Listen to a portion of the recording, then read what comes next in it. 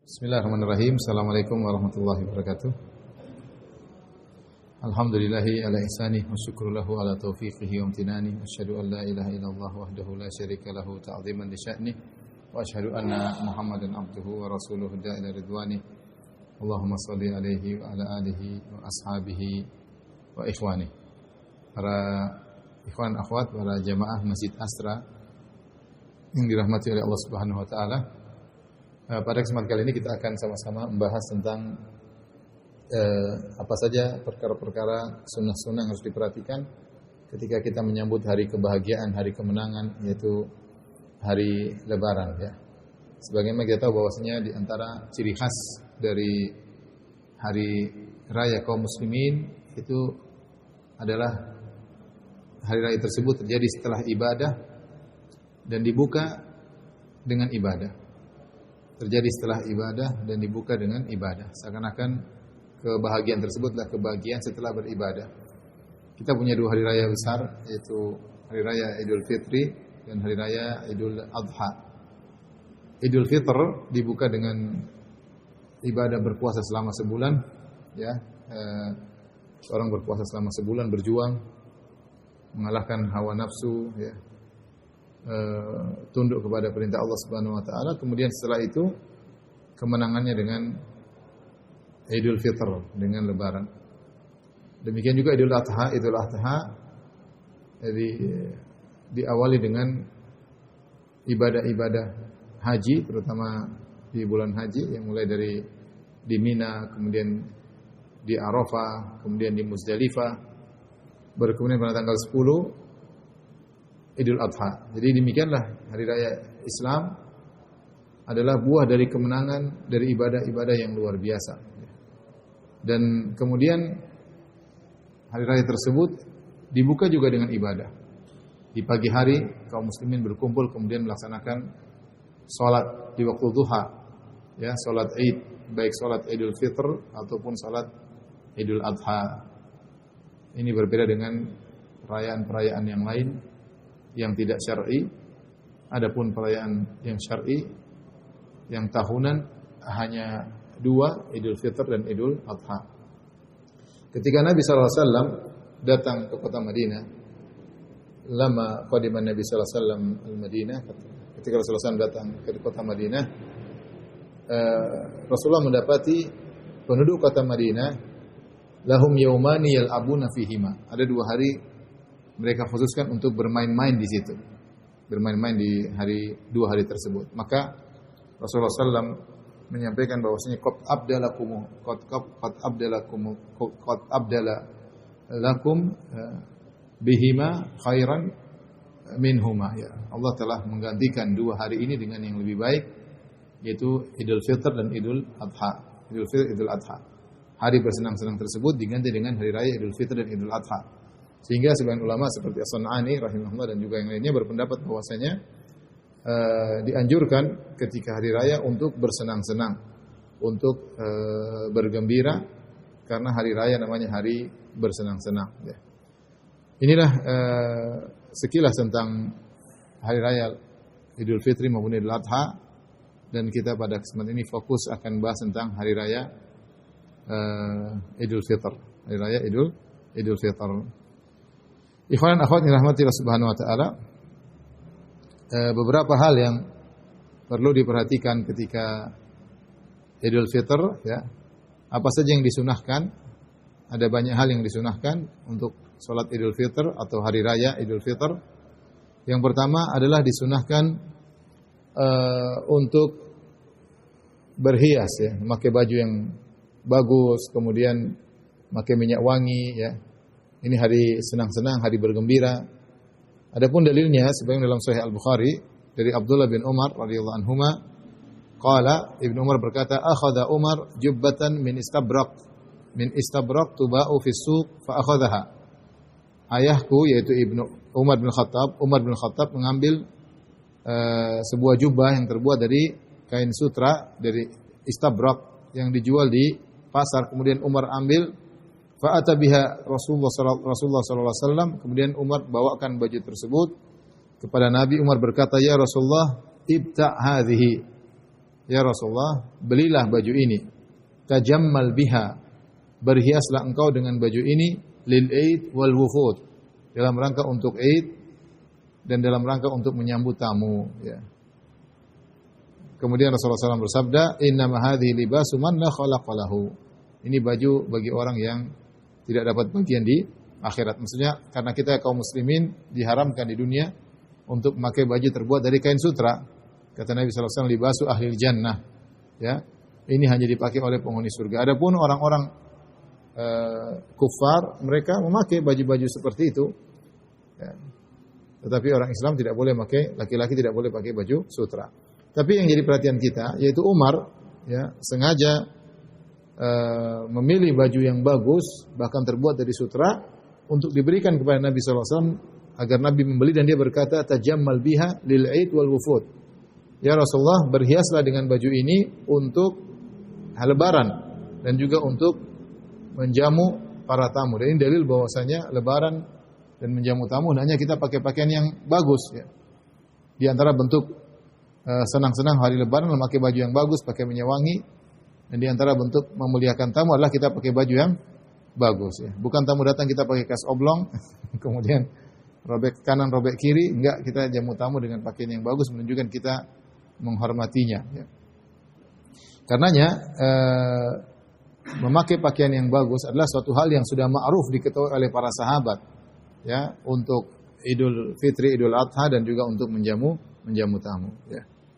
Oleh karenanya Malik rahimahullah pernah berkata, atau Al-Mughni Ibnu Qudamah, ya, berkata, "Hadza yadullu ala anna tajammul indahum fi hadhil mawadhi' kana masyhuran." Ini dalil bahwasanya berhias dalam kondisi-kondisi seperti ini, Lebaran, menjamu tamu, adalah perkara yang masyhur di antara mereka. Ya, Imam Malik pernah berkata, "Sami'tu ahlal ilmi yastahibbuna at-tayyib waz-zina fi kulli 'id." Bahwasanya kata Imam Malik, aku mendengar para ulama mereka menyukai memakai minyak wangi dan berhias setiap hari Lebaran, ya.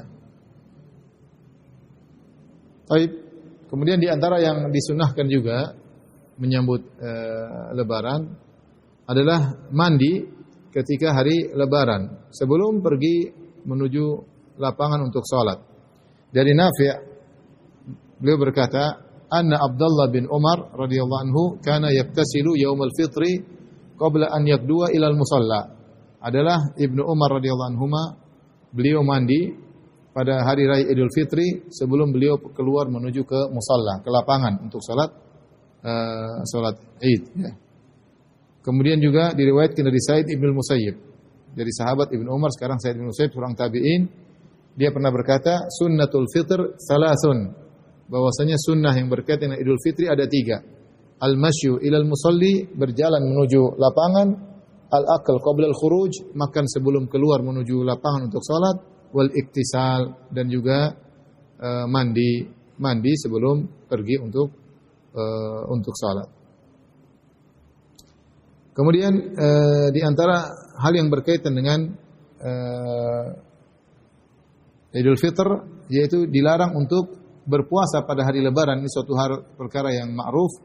Tidak boleh kita berpuasa dari Lebaran, baik Idul Fitri maupun Idul Adha. Dari Abu Sa'id Al-Khudri radhiyallahu anhu, dari Nabi SAW bersabda, "La shauma fi yaumain, al-fitri wal adha." Tidak ada puasa pada 2 hari Lebaran, yaitu Lebaran Idul Fitri dan Lebaran Idul Adha, ya. Dan ini perkara yang ijma' disepakati oleh para ulama, sebagaimana disebutkan oleh Nawawi, "Waqad ajma'al ulama ala tahrimi shaumi hadainil yaumaini bi kulli hal." Ya. Sawa'un shamahuma an nadrin aw tatawwu'in aw kafaratin aw ghairi dzalik. Para ulama telah sepakat haram untuk berpuasa pada 2 hari ini, yaitu hari Lebaran Idul Fitri, Idul Adha. Puasa model apapun tidak boleh. Apakah puasa nadar tidak boleh dilakukan pada hari Idul Fitri, Idul Adha? Puasa sunnah juga tidak boleh, puasa kafarah juga tidak boleh, puasa apapun tidak boleh. Hukumnya adalah haram, ya. Kemudian di antara sunnah berkaitan dengan Idul Fitr adalah menyegerakan makan sebelum berangkat menuju sholat Id, ya. Dari Anas bin Malik radhiyallahu anhu, Qala kana Rasulullah sallallahu alaihi wasallam la yaghdu yaumal fitri hatta ya'kula tamaratin wa ya'kuluhunna witran. Kata Anas radhiyallahu anhu adalah Rasulullah sallallahu alaihi wasallam tidaklah keluar untuk salat Id sampai beliau makan beberapa butir korma dan beliau makan ganjil ya. 1 boleh, 3 boleh, 7 boleh ya. 31 juga boleh ya. Ganjil, yang penting ganjil ya. Intinya ini sunnah. Kita makan dulu sebelum kita berangkat ya. Demikian dalam hadis Abdullah bin Buraidah dari ayahnya Buraidah, beliau berkata, "Kana Nabi sallallahu alaihi wasallam la yakhruju yaumal fitri hatta yat'am." Adalah Rasulullah SAW tidak keluar untuk salat Idul Fitri sampai beliau makan dulu. Wala yat'amu yaumal adha hatta yusalliya. Sebaliknya kalau Idul Adha, Rasulullah SAW tidak makan dulu tapi salat dulu.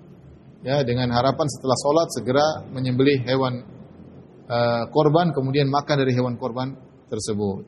Ini bedanya antara Idul Fitri Idul Adha berkaitan dengan makan. Kalau Idul Fitri makan dulu, hikmahnya apa? Untuk menunjukkan sekarang sudah tidak ada puasa. Dan jangan sampai orang menyangka tidak boleh makan kecuali setelah salat. Ini hari tidak ada puasa. Maka makan dulu menunjukkan ini hari berbuka.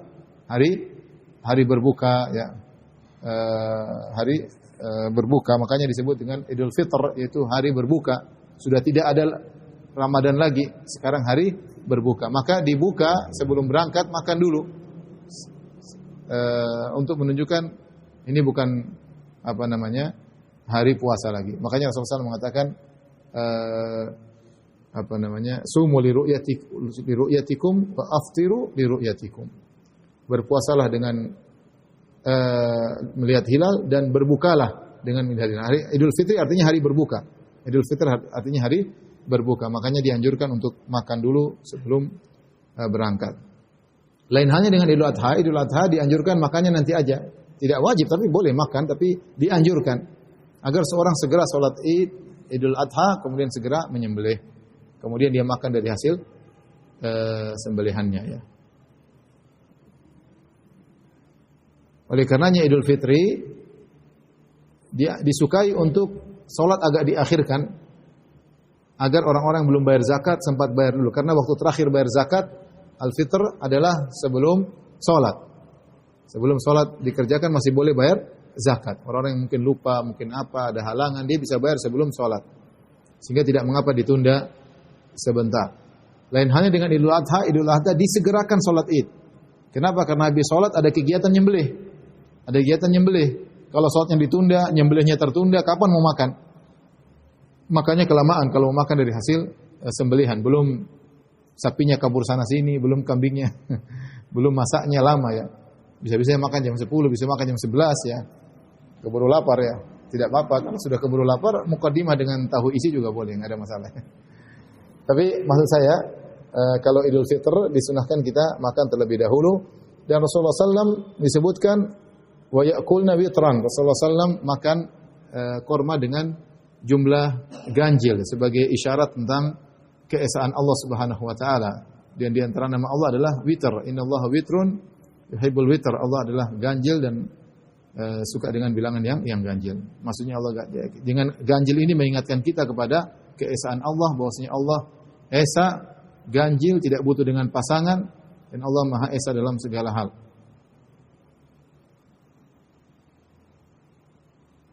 Jadi tadi dengan kita makan pagi-pagi sebelum sholat untuk menandakan bahwasanya sekarang hari berbuka, tidak perlu menunggu sholat dulu baru makan. Sekarang sudah boleh makan. Kalau tidak ada korma, silakan makan yang lain. Kalau tidak ada korma, qadarullah korma tidak ada, maka bisa tadi makan yang lain ya.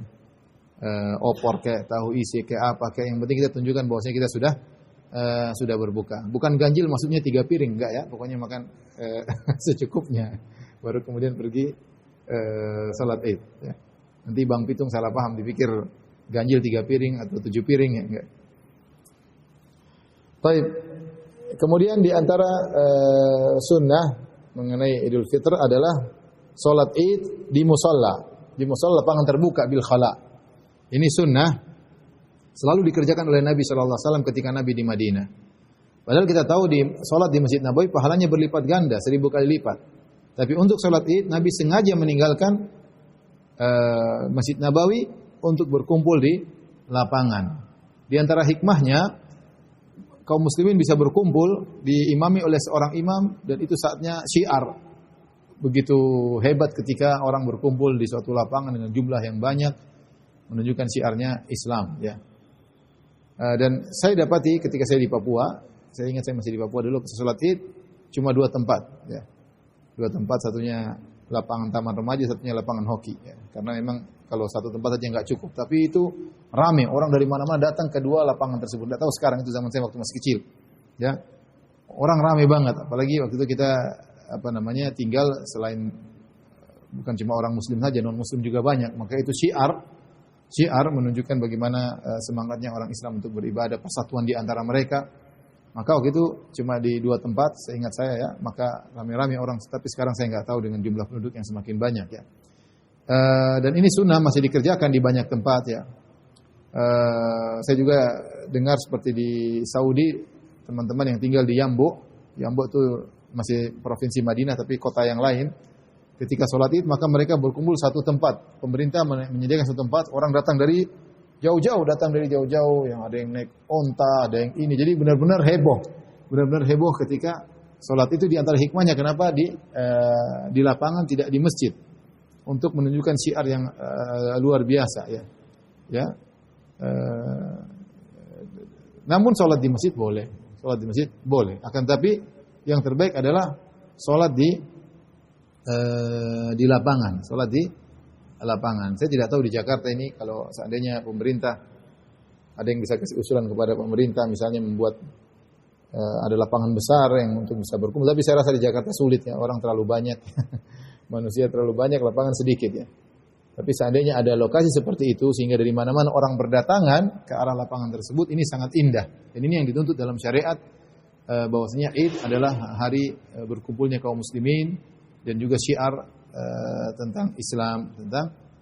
Makanya Rasulullah SAW menyuruh ibu-ibu juga keluar, bahkan wanita haid juga suruh ikut. Tidak lain untuk melihat keramaian, ya. Keramaian. Saya bacakan hadis Abu Sa'id Al-Khudri radhiyallahu anhu, qala kana Rasulullah SAW yakhruju yaumal fitri wal adha ilal musalla. Adalah Rasulullah SAW keluar ketika sholat Idul Fitri, Idul Adha menuju musalla. Musalla maksudnya tanah lapang. Bukan musalla istilah kita, ya, bukan, ya. Musalla maksudnya tanah lapang terbuka. Fa awwalu syai'in yabda'u bihi shalat, thumma yansarifu. Ya, yang pertama Rasulullah kerjakan adalah salat. Kemudian beliau selesai salat, fa yaqumu muqabilun nas, kemudian Rasulullah SAW menghadap orang-orang, kemudian wan nasu julusun fi ala sufim, orang-orang duduk di saf-saf mereka. Faya'idhuhum, maka beliau pun berkhutbah memberi nasihat kepada kaum muslimin. Ya. Demikian juga dalam hadis Ibnu Umar, anna Rasulullah sallallahu kana yaqdu ila al-musalla yaumal kana Nabi sallallahu alaihi wasallam yaqdu ila al-musalla fi yaumil Id. Rasulullah sallallahu ketika hari Id beliau keluar menuju ke lapangan, ya. Beliau keluar menuju ke lapangan. Ini dalil bahwasanya salat disunahkanlah di lapangan. Allah mengatakan kecuali di Mekah maka dianjurkan di Masjidil Haram. Hal ini karena di Mekah Masjidil Haram diliputi dengan gunung-gunung, tidak mudah bagi mereka untuk menemukan lapangan terbuka yang luas. Artinya kondisi tidak kondusif sehingga para ulama mengatakan untuk di Mekah maka orang-orang salat di Masjidil Haram. Lain halnya di Madinah. Madinah banyak lapangan terbuka. Ya, sehingga Nabi SAW kalau salat Id beliau keluar. Kalau tidak salah tempat sholat Id di lokasi Masjid Al-Ghamamah sekarang. Kalau saya tidak salah ingat, ya, di masjid kalau saya tidak salah ingat dahulu orang sholat Id di lokasi Masjid Al-Ghamamah. Namun praktek yang sekarang terjadi di kota Madinah, orang sholat Id di Masjid Nabawi, ya, karena jumlah penduduk yang semakin banyak. Ya, kemudian Masjid Nabawi yang begitu semakin luas. Masjid Nabawi dengan pagarnya itulah dulu kota Madinah. Kata para ulama dahulu, para ahli sejarah, mereka mengatakan Masjid Nabawi dengan yang luas sekarang dengan pagarnya itulah dulu kota Madinah. Kalau keluar pagar keluar kota Madinah. Ya. Artinya dulu kotanya kecil, ya. Sekarang sudah sangat luar biasa, maka tidak ada lapangan yang sangat kondusif untuk sholat sekarang di kota Madinah seperti di Masjid Nabawi, ya. Oleh karenanya di Madinah beberapa masjid ditunjuk oleh pemerintah, sholatnya cuma di situ. Ya, karena tidak bisa ada lapangan yang luas, maka pemerintah menunjuk beberapa masjid yang mesti dilakukan salat Id. Tidak semua masjid salat Id. Sehingga tadi persatuan kaum muslimin benar-benar nampak. Ini memang tidak mau harus diurus oleh penguasa. Mau tidak mau harus diurus oleh penguasa. Nah yang terjadi kita sekarang di tanah air tercinta ini, bahwasanya terutama di Jakarta, masing-masing sholat id ya. Astra bikin sholat id tidak, Bang Pitung? Hah?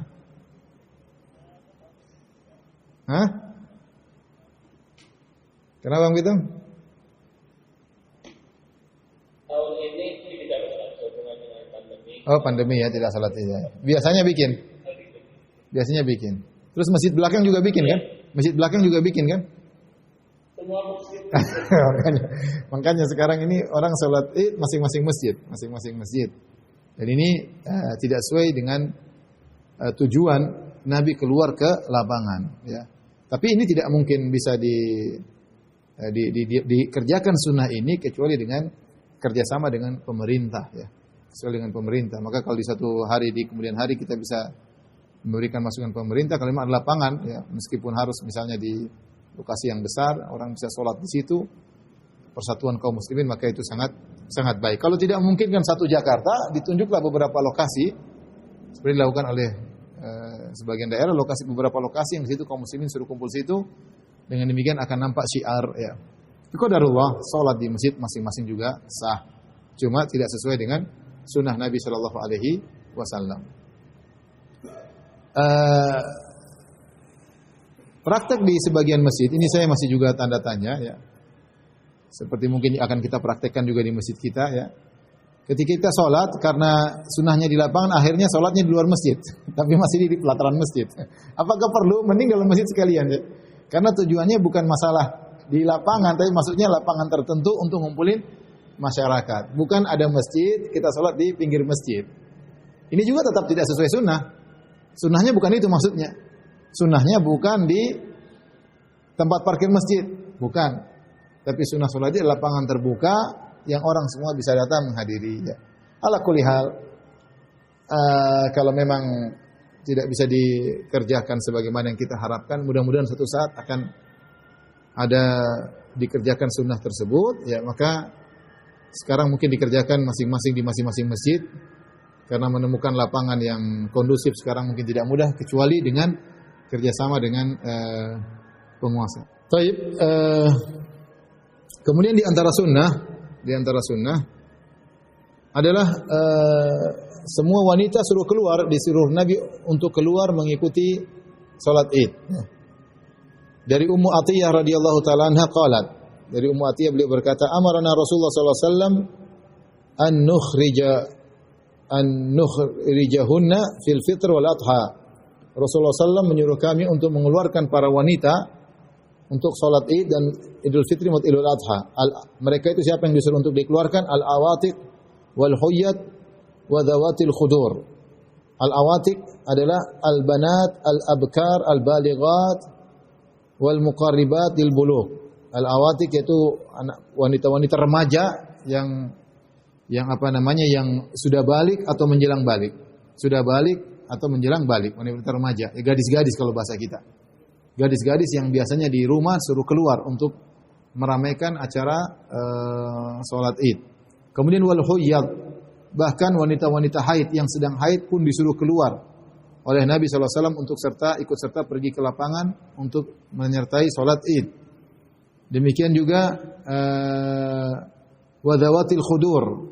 Dhawatil khudur ay sawahibatis sutur, yaitu wanita-wanita yang dipingit, yang mungkin dipersiapkan untuk menikah atau apa dipingit, maka ini juga disuruh keluar oleh Nabi sallallahu alaihi wasallam, ya. Ini disuruh untuk dikeluarkan. Oleh karenanya khilaf di kalangan para ulama, apakah wanita-wanita ini yang hukum asalnya mereka di rumah, yang Allah berfirman waqarna fi buyutikunna, hendaknya kalian menetap di rumah, disuruh keluar, mengeluarkan mereka untuk hadir salat Id ini, apakah dalam kondisi haid atau tidak, gadis atau tua, semuanya suruh keluar, ini hukumnya wajib ataukah sunnah? Ada khilaf di kalangan para ulama. Sebagian ulama memandang bahwasanya hukum mengeluarkan mereka untuk ikut serta dalam salat Id adalah hukumnya wajib.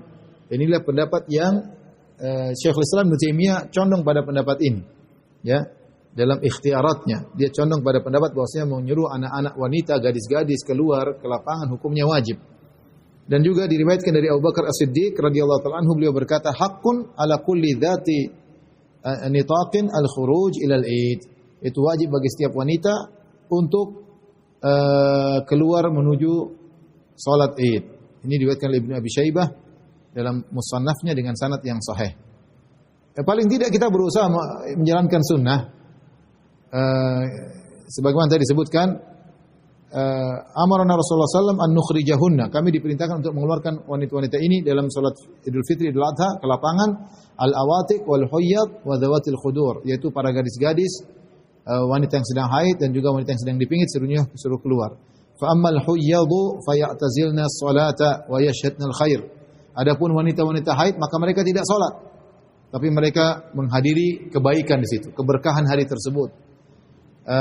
Wa da'watal muslimin, mereka menghadiri kebaikan situ, ya. Ada yang mengatakan mereka dapat pahala salat juga meskipun mereka tidak salat. Paling tidak mereka mendapatkan dakwah kaum muslimin, orang-orang berdoa, mereka ikut hadir, ikut mengaminkan, mereka dapat keberkahan. Ya. Qultu ya Rasulullah, kata Ummu Atiyah, ya Rasulullah, ihdana la yakunu laha jilbab. Salah seorang dari kami enggak ada jilbab ya Rasulullah, bagaimana mau keluar? Rasulullah tidak bilang ya sudah kalau enggak ada jilbab tinggal, tapi Rasulullah tetap, maksud bahasa kita, tetap tegas menyuruh tetap keluar. Kata Nabi sallallahu alaihi wasallam, litulbisha ukhtuha min jilbabiha. Hendaknya saudaranya kasih pinjam jilbabnya. Ini menunjukkan Nabi serius menyuruh mereka untuk keluar. Kalau kita pertanyaan ini enggak ada, ya Rasulullah enggak ada jilbab, enggak ada. Ini zaman sekarang orang semua punya jilbab banyak ya. Ini kita bicara zaman dahulu. Orang-orang dulu hidup susah. Mereka mungkin enggak punya baju terbatas, jilbab terbatas. Itu pun yang tidak punya jilbab, Rasulullah SAW suruh pinjamkan. Ini dalil bahwasanya Rasulullah SAW menyuruh wanita untuk hadir. Ya. Bahkan kata para ulama, ini mencakup seluruh model wanita, termasuk wanita yang zawatul hayat. Zawatul hayat itu maksudnya wanita yang terkenal cantik. Ya, tetap semuanya keluar, tapi tentu bukan untuk berhias, kemudian pakai spidol di mukanya, enggak. Tetap aja keluar dengan biasa, bukan untuk berhias, sebenarnya macak kemudian pamer kecantikan, tidak. Keluar seperti dia salat ya. Untuk salat. Ya, wanita berhias hanya untuk suaminya, bukan untuk lelaki lain ya. Maka dianjurkan para wanita untuk keluar. Jadi jangan lupa para suami ya, jangan lupa istri bawa pergi ikut ke musholla, anak-anak semuanya, anak-anak gadis semuanya keluar. Karena ini sunnah dari Nabi sallallahu alaihi wasallam. Kemudian di antara sunnah yang hendaknya diperhatikan ketika lebaran adalah berjalan menuju musalla, berjalan menuju lokasi salat. Ya, bukan naik kendaraan. Bukan naik kendaraan. An Ibnu Umar, dari Ibnu Umar radhiyallahu ta'ala anhuma, qala kana Rasulullah sallam yakhruju ila al-Id masyian wa yarji'u masyian. Ada hadis riwayat Ibnu Majah dengan sanad yang hasan atau sahih. Adalah Rasulullah sallam kalau salat Id beliau pergi ke lokasi Id dengan berjalan kaki dan pulang juga dengan berjalan kaki. Pergi dengan berjalan kaki dan pulang juga dengan berjalan kaki. Karena memang dekat, tidak terlalu jauh. Kalau kita bilang tadi lokasinya Nabi tinggal di dekat di Masjid Nabawi, dekat Masjid Nabawi, kemudian tempat sholat di Masjidil Ghamamah cuma ratusan meter, enggak sampai sekilo, ya, ratusan meter sudah sampai ke lokasi. Mungkin 200 meter, 300 meter, ya. Artinya enggak terlalu jauh ya. Wa an Ali bin Abi Thalib, demikian juga dari Ali bin Abi Thalib radhiyallahu anhu, qala minas sunnah, di antara sunnah, an takhruja ila al-Eid masyian, adalah kau pergi menuju lokasi salat dengan berjalan kaki. Wa an ta'kula syai'an qabla an takhruj, dan kau makan sesuatu sebelum kau keluar. Oleh karenanya para ulama mengatakan bahwasanya inilah sunnahnya. Abu Isa At-Tirmidzi berkata, wal amalu ala hadzal hadits inda aktsari ahli ilmi. Mayoritas ulama berpendapat dengan konsekuensi dari hadis ini. Yastahibbuna an yakhruja ar-rajulu ila al-Eid masyian. Para ulama memandang disunnahkan, disukai seorang keluar menuju salat dengan berjalan kaki. Wa yustahabba alla yarkab, dan disunnahkan tidak naik kendaraan. Illa min udhrin, kecuali kalau ada uzur. Ada uzur, contohnya lokasi salat terlalu jauh. Enggak ada masalah naik apa? Kendaraan. atau dalam kondisi sakit, tidak mengapa naik kendaraan, ya. Dan ini dipraktikkan juga oleh sahabat, kata Ibnu Umar demikian, wa kana Ibnu Umar yakhruju ila al-'id masyian wa ya'udu masyian. Ibnu Umar pergi jalan kaki, balik juga jalan kaki, ya. Kalau lokasi salat Id cuma 300 meter, 400 meter, 500 meter, sekilo, usahakan kerjakan sunnah. Ya, pergi jalan kaki meskipun apa? Sekilo. Tapi kalau sudah 5 kilo ya naik kendaraan. Tapi maksud saya selama itu masih terjangkau, seorang berusaha jalan kaki, dan itu sunnah Nabi Shallallahu Alaihi Wasallam. Kemudian di antara sunnah juga yang berkaitan dengan hari Lebaran adalah mengambil jalan yang berbeda antara pergi dan pulang. Mengambil jalan yang berbeda antara pergi dan pulang. An Jabir bin Abdullah, dari Jabir bin Abdullah radhiyallahu anhuma, qala, dia berkata, kana Nabi sallallahu alaihi wasallam idza kana yaumu 'idin khalafa at-tariq. Adalah Nabi sallallahu alaihi wasallam kalau hari Lebaran beliau merubah lokasi jalan. Hadis riwayat Al-Bukhari. Wa an Ibnu Umar anna Rasulullah sallallahu alaihi wasallam akhadha yaum al-'id fi tariqin thumma raja'a fi tariqin akhar. Kata Ibnu Umar adalah Rasulullah sallallahu alaihi wasallam kalau hari Lebaran beliau pergi dengan lewat satu jalan dan pulang lewat jalan yang lain. Hadis riwayat Abu Daud dengan sanad yang sahih. Ya. Apa hikmahnya? Pergi jalan lain, pulang jalan lain. Ya. Rasulullah tidak jelaskan apa hikmahnya. Namun para ulama berusaha mencari hikmah-hikmah di balik sikap Nabi sallallahu alaihi wasallam karena Nabi sengaja. Dan ini menunjukkan bahwasanya Rasulullah SAW selalu demikian. Karena Jabir mengatakan kanan Nabi, dan itu salah satu isyarat akan kebiasaan Nabi. Dan kita tahu Nabi salat Id berulang-ulang di kota Madinah. Berulang-ulang Nabi salat Id, mungkin ada lebih dari 5 kali, wallahu a'lam bishawab. Dan selalu Rasulullah SAW pergi dari satu jalan dan pulang jalan yang lain. Berarti bukan tidak sengaja, memang Rasulullah sengaja untuk lewat jalan pergi yang berbeda dengan jalan pulang. Nah, apa hikmahnya? Ibnu Qayyim kita bacakan dalam Zadul Ma'ad, dia berkata, wa kana sallallahu alaihi wasallam yukhalifu at-tariq yaumal Id. Rasulullah SAW ketika dalam hari Id dia pergi jalan dengan jalan pulang yang berbeda. Fayadhhabu fi tariq wa yarji'u fi tariq. Pergi jalan lewat jalan yang satu, pulang lewat jalan yang lain. Fakhila, apa hikmahnya? Ada yang mengatakan liyusallima ala ahli tariqain. Nabi ingin mengucapkan salam bagi dua jalan tersebut. Di sini dia ingin ketemu orang-orang, salam mereka, pulang lewat jalan lain ketemu orang yang lain lagi, sehingga Nabi ingin beri salam kepada mereka semuanya. Ini pendapat. Ada yang mengatakan hikmahnya demikian. Kemudian ada yang mengatakan waqila liyanala barakatahu al-fariqan, agar dua orang yang satu jalan ini sama-sama mendapatkan keberkahan dari Nabi sallallahu alaihi wasallam. Ya. Ada yang mengatakan liyaqdi hajatan man lahu hajatun minhuma. Atau Nabi ingin mengecek orang-orang kalau ada yang perlu keperluan, Nabi tolong lewat sini sudah aman, Nabi pulang lewat jalannya ke siapa tahu ketemu orang yang punya keperluan. Sehingga Nabi bisa membantu orang-orang yang tinggal di jalan ini dan membantu orang yang tinggal di jalan yang lain. Wa qila liyudhhir sya'airul Islam fi sa'iril fijaj wa turuq. Ada yang mengatakan untuk menampakkan syiar Islam di setiap jalan-jalan, sehingga Rasulullah sengaja untuk syiar rame-ramean, ya memang sengaja untuk rame-ramean. Wa qila liyaghidha al-munafiqin bi ru'yatihim izzatal Islam wa ahlahu wa qiyam sya'airihi. Ada yang mengatakan untuk bikin jengkel orang-orang munafik karena melihat bagaimana syiar Islam yang begitu rame, banyaknya kaum muslimin, syiar kaum muslimin bikin jengkel orang-orang munafik. Wa qila likathrati syahadatil biqa.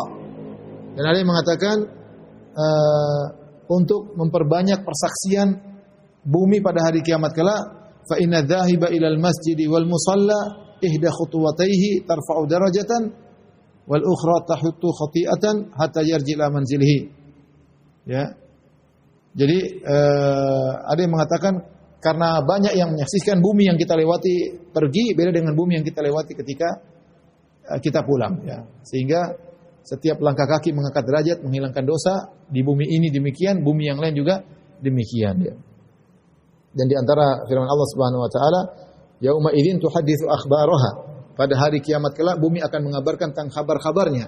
Di antara kabar-kabar yang akan dia kabarkan adalah tentang orang-orang yang beribadah di atasnya. Kalau semakin banyak tempat pergi lewat jalan, pulang lewat jalan lain, maka akan banyak saksi pada hari kiamat kelak. Wa qila wa huwal asah, dan dikatakan dan yang paling benar adalah innahu lidzalika kullihi. hikmahnya adalah untuk semua yang tadi kita sebutkan. Hikmahnya kenapa Nabi merubah jalan untuk semua yang tadi hikmah-hikmah yang telah kita sebutkan ya. Baik, di antara sunnah pada hari Lebaran adalah bertakbir. Untuk Idul Fitr takbirnya dimulai dari malam Lebaran, dari terbenam matahari. Allah berfirman, "Walitukabbirullaha 'ala ma hadakum wa la'allakum tashkurun." Ya. Agar kalian bertakbir ya setelah Ramadan selesai, kalian disuruh bertakbir ya atas apa hidayah yang Allah berikan kepada kalian, bersyukur diberi hidayah, bisa puasa, bisa mengisi hari-hari puasa, hari Ramadan, bisa sholat malam, bisa bersedekah, banyak hal yang disyukuri sehingga bertakbir sebegitu matahari tenggelam di malam takbiran atau malam Lebaran, malam Idul Fitr, maka dianjurkan untuk bertakbir. Sampai kapan? Maka ada khilaf, ada yang mengatakan sampai imam naik mimbar. Ada yang mengatakan sampai imam mulai khutbah. Ada yang sampai imam selesai salat. Ada yang mengatakan sampai imam selesai khutbah. Tapi intinya itulah waktu bertakbir di malam Idul Fitri, bertakbir Allahu Akbar, Allahu Akbar, Allahu Akbar, la ilaha illallah, Allahu Akbar, Allahu Akbar walillahil hamd, dan berulang-ulang, diperbanyak ya, boleh di masjid-masjid, kemudian dipakai pengeras suara karena ini adalah hari Lebaran ya. Kemudian juga di pagi hari ketika keluar menuju lapangan bertakbir Allahu Akbar dan seterusnya, bertakbir sampai imam datang, menunggu imam datang duduk bertakbir Allahu Akbar, la ilaha illallah, Allahu Akbar walillahil hamd, sampai imam naik mimbar ya. Kemudian imam salat maka berhenti. Ada pendapat mengatakan sampai imam selesai salat, dan mengatakan sampai imam selesai khutbah. Tapi intinya disunahkan untuk bertakbir, dan ini hendaknya kita hidupkan sunnah ini karena sebagian orang keluar dari rumah menuju lapangan diam-diam aja, ya. Diam-diam saja. Jangan, kita berusaha takbir, masing-masing takbir sendiri. Allahu Akbar, Allahu Akbar, Allahu Akbar, la ilaha illallah, Allahu Akbar walillahil hamd. Mulai malam ya, sisihkan waktu untuk apa? Bertakbir, laki-laki, perempuan semuanya bertakbir ya.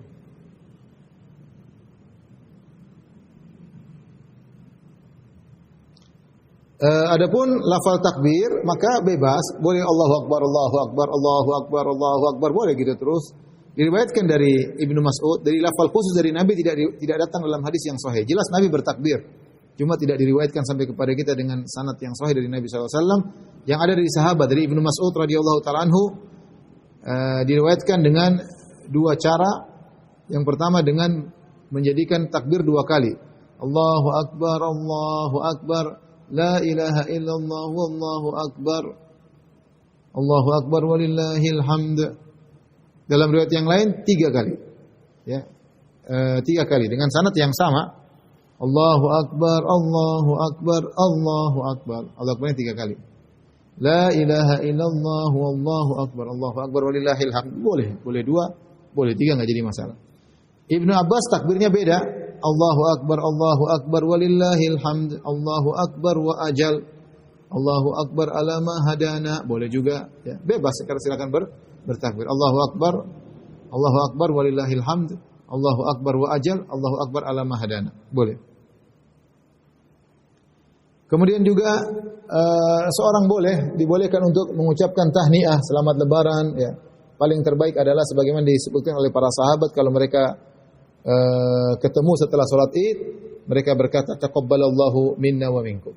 Semoga Allah menerima dari kami amalan ibadah kami dan dari kalian pula, dan inilah doa yang terbaik ya. Sisanya bebas, kita memakai bahasa apa, intinya kita mengucapkan selamat lebaran, menumbuhkan kasih sayang di antara kaum muslimin, tapi jangan lupa sertakan taqabbalallahu minna wa minkum. Taqabbalallahu minna wa minkum. Dan ini adalah hal yang bebas, masing-masing daerah memiliki cara mengekspresikan masing-masing. Yang penting jangan lupa taqabbalallahu minna wa minkum ya. Seperti Indonesia, selamat lebaran, mohon maaf lahir dan batin misalnya ya. Itu perkara biasa, enggak jadi masalah, ini tradisi dan itu diperbolehkan.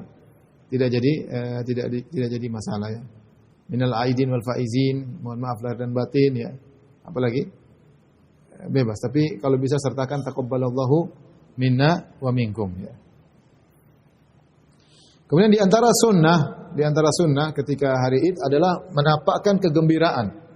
Ini disyaratkan oleh Ibnu Hajar rahimahullahu taala dalam Fathul Bari bahwasanya di antara sunnah adalah menampakkan kegembiraan pada hari Idul Adha maupun Idul Fitr. Oleh karenanya ketika orang-orang Habasyah bermain perang-perangan di Masjid Nabawi, Nabi panggil Aisyah untuk nonton. Padahal itu bukan kebiasaan Nabi SAW dan juga bukan kebiasaan Aisyah. Tapi Nabi berkata, "Lita'lamal yahud anna fi dinina fushah." Agar orang Yahudi tahu bahwasanya dalam agama kita ada kelapangan. Dalam agama kita adalah kelapangan. Makanya boleh bersenang-senang pada hari tersebut. Buat anak-anak merasa bahwasanya kita sedang lebaran. Membuat mereka senang-senang, merasa ini hari lebaran itu ibadah. Jadi di antara ibadah hari lebaran adalah bersenang-senang. Ya. Jangankan lebaran, ketika hari-hari tasyrik kata Nabi SAW yaitu setelah Idul Adha, ayyamu tasyrik, ayyamu aklin wa syurbin wa dzikrin lillah. Hari tasyrik adalah hari makan dan minum dan hari-hari untuk berzikir kepada Allah. Ya.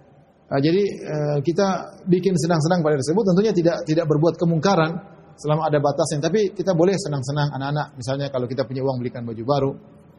Kalau enggak ada baju baru ya di laundry biar kasih parfum biar kelihatan baru. Atau apa deh, pokoknya kasih uang kayak buat mereka senang ya. Mungkin ada yang main ini, main anu, ada yang lomba ini, lomba anu, silakan. Ini ekspresi dalam kesenangan boleh-boleh saja, yang penting jangan melakukan hal-hal yang haram. Sampai di ketika itu ada duf berbunyi ditepuk di depan Nabi SAW, ada dua budak wanita yang kemudian melantunkan syair-syair tentang Yaumul Bu'ats, tentang syair-syair kepahlawanan. Nabi memalingkan wajahnya, Nabi tidak mau dengar, tapi Nabi membiarkan. Nabi memalingkan wajahnya, tidak mau dengar, tapi Nabi membiarkan.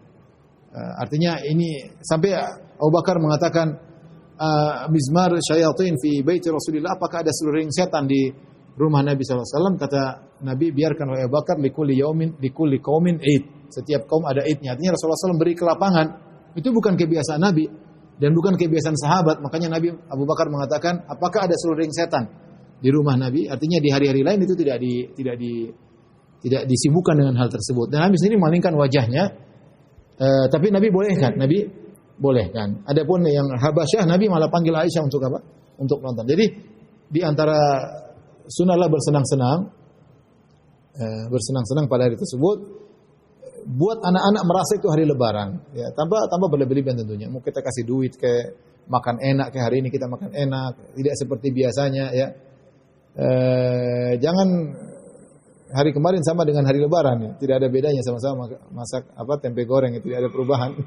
Harus ada perubahan hari lebaran, apakah opar kayak yang biasanya tidak dimasak hari tersebut atau apa kayak terserah. Yang penting menunjukkan hari itu adalah hari yang kebahagiaan. Kita kebahagiaan di atas sunnah, kebahagiaan setelah berjuang selama sebulan beribadah kepada Allah, kemudian ditutup dengan kebahagiaan dengan hari lebaran. Kemudian yang terakhir, hati-hati dengan kemungkaran-kemungkaran pada hari lebaran. Ya. Jangan sampai tatkala hari lebaran kemudian terutama para wanita berhias, kemudian berhias dengan berlebihan, kemudian bertabarruj, ya. Kita lebaran tapi tidak bertabarruj, ya. Bertabarruj kemudian keluar dilihat oleh laki-laki yang bukan mahramnya, ya. Bersenang-senang tapi jangan tabarruj, ya. Apalagi nanti ada cipika-cipiki, ya. Ini tidak dianjurkan pakai baju yang menor, tidak dianjurkan tatkala hari lebaran. Senang-senang bukan dengan cara demikian, ya. Kemudian juga di antara kemungkaran berlebih-lebihan, artinya boros berlebih-lebihan sampai makanan terbuang-buang misalnya, ya. Sampai intinya kulu washrabu wala tusrifu. Makan dan minum jangan berlebih-lebihan. Silakan makan, silakan minum, makan enak tapi jangan sampai boros, ya. Kemudian jangan juga di hari lebaran kemudian mutar-mutar dangdutan misalnya, ya.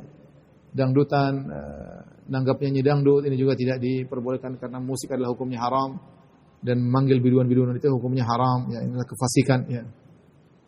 Ini juga tidak diperbolehkan. Kemudian juga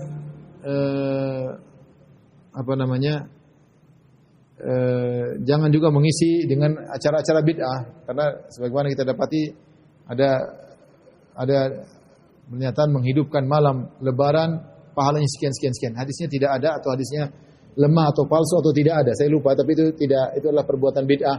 Kita di malam Lebaran kita tetap salat malam seperti biasa ya. Seperti biasa sebelum kita puasa, kita biasa salat malam, maka setelah puasa jangan salat malam ditinggal. Tetap ada salat malam, ada salat witir. Tapi tidak ada ibadah khusus di malam Lebaran. Bikin salat khusus malam Lebaran, zikir khusus sebagaimana yang disebut dalam sebagian buku-buku, itu semua tidak ada contohnya. Tapi demikian saja kepada Bang Pitung dan kawan-kawan semua. Ini sedikit yang saya sampaikan. Semoga kita bisa berlebaran lebih sesuai dengan sunnah Nabi sallallahu alaihi wasallam dan semoga dosa-dosa kita diampuni oleh Allah Subhanahu wa taala. Wabillahi taufiq wal hidayah. Assalamualaikum warahmatullahi wabarakatuh.